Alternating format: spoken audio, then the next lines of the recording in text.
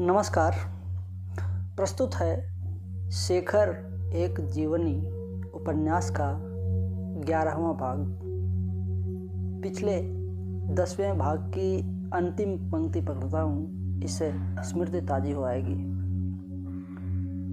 वह उस भावना से बहुत कुछ मिलती जुलती थी जिससे प्रेरित होकर मैं घर से चला था, किंतु यह आज मुझे घर की ओर प्रेरित कर रही थी। ये थी 10वें भाग का अंतिम हिस्सा। 11वें भाग पर आता हूँ। उसमें एक क्षोभ था, पराजय थी, और मैं उसे अपने से छिपा ना सका। भूख ने छिपने नहीं दिया। मैं उठा और घर की ओर चल पड़ा। रात कहीं राह में कटी और सवेरे घर पर पहुंच गया, उस क्षोभ और पराजय को भी भुलाकर जीवन के प्रति एक नया आदर भाव लेकर, जो कि व्यथा और अनुभूति से उत्पन्न और पुष्ट हो गया था।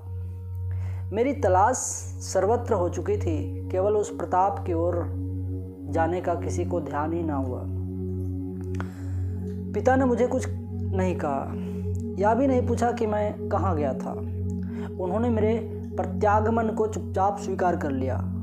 उनमें एक विशालता थी जो अपनी ही नहीं, दूसरे की पराजय को भी सह सकती थी, और जिसे मैंने बहुत दिन बाद पहचाना। उसी दिन के से आदर भाव को लेकर मैं अपनी कहानी कहूँगा। उस आदर भाव को, उसमें अनुभव की प्रशांति है, व्यथा की पवित्रता है, और शायद थोड़ी सी पराजय की जलन भी है, क्योंकि यद्यपि मेरे जीवन के एक प्रकार की संपूर्ति पाली है, जीवन की संपूर्ति पाली है, वह तृप्ति नहीं है।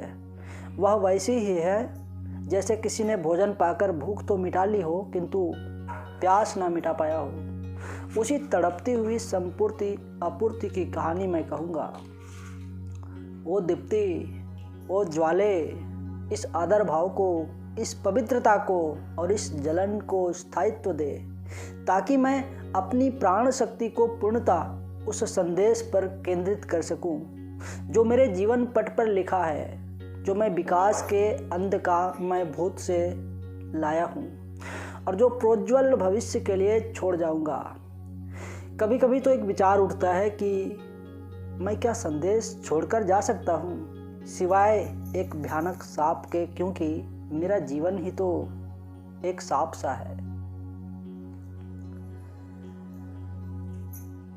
Crushed be the social wants that shine against the strength of youth. Crushed be the social lies that warp us from the living truth. कैसे लिखूं अपनी कहानी में अपने व्यक्तित्व की पूरी इच्छा शक्ति डालकर, सब्जेक्टिव दृष्टि से विवेचना करते हुए एक दर्द और आग की भरी ललकार दूं, या अपने को अपनेपन से बाहर खींचकर एक बाह्य ऑब्जेक्टिव दृष्टि से अपने कर्मों की और उनके प्रेरणा स्रोतों की परीक्षा लेते हुए एक शांत अनासक्त बौद्धिक संदेश सुनाऊं, या अपने जीवन को किसी नैसर्गिक शक्ति की दी हुई थाती समझकर एक ऋणी की भांति उसे लौटाते हुए, पूरा हिसाब चुकाते हुए, किसी भूल चूक के लिए सफाई देते हुए एक ब्यौरावार क्षमा प्रार्थी बयान पेश करूं। अपने व्यक्तित्व को मैं समझूं, या वह या तू। अपने व्यक्तित्व को मैं समझूं, या वह या तू। धिक्कार समाज के उन न्यूनताओं को जो यौवन की शक्ति के खंडन का अपराध करती हैं। धिक्कार समाज के उस मिथ्या को जो जीवित सत्य से हमें भ्रष्ट करता है।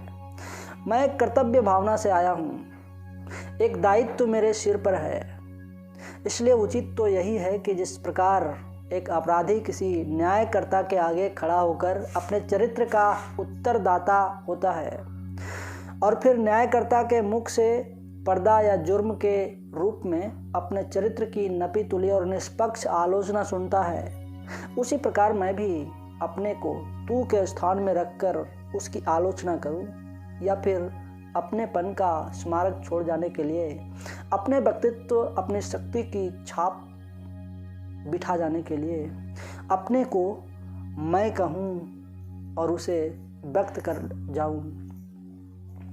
पर मुझे ये दोनों कार्य नहीं करने हैं। अपना दायित्व तो मैंने खुद अपने ऊपर लिया है, इसलिए मैं यदि तू कहूँ तो केवल अपने आगे, और मेरा अपनापन कुछ है ही नहीं जिसकी छाप बिठाने के मुझे इस इच्छा हो।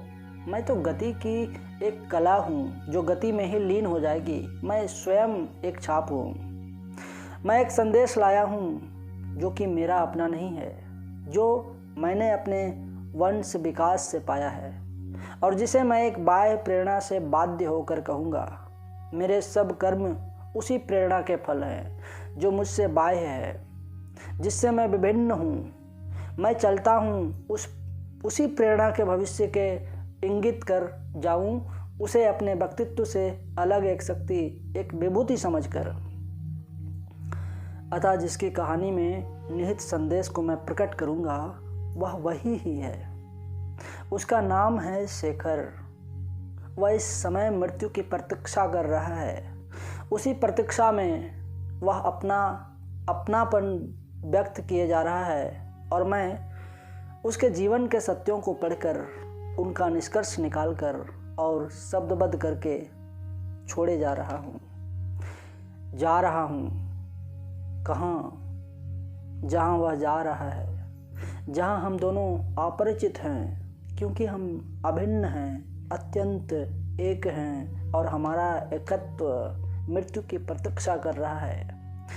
कह डालूंगा कि उत्तप्त भस्म कर देने वाले विश्वास में सब कुछ कह डालूंगा, भले ही उसकी ज्वाला को व्यक्त करने में उसके जीवन की कोमलता नष्ट हो जाए, भले ही वह शून्य से टकरा कर खो जाए, किसी तक पहुंच ना पाए।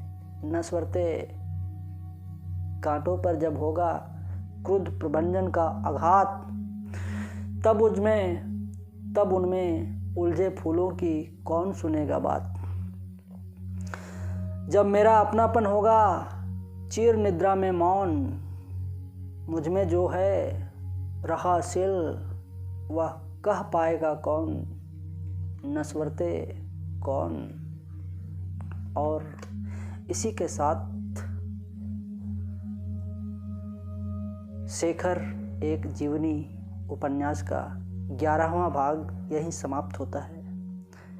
मिलेंगे फिर आगे 12वें भाग को लेकर। तब तक के लिए धन्यवाद। जय हिंद।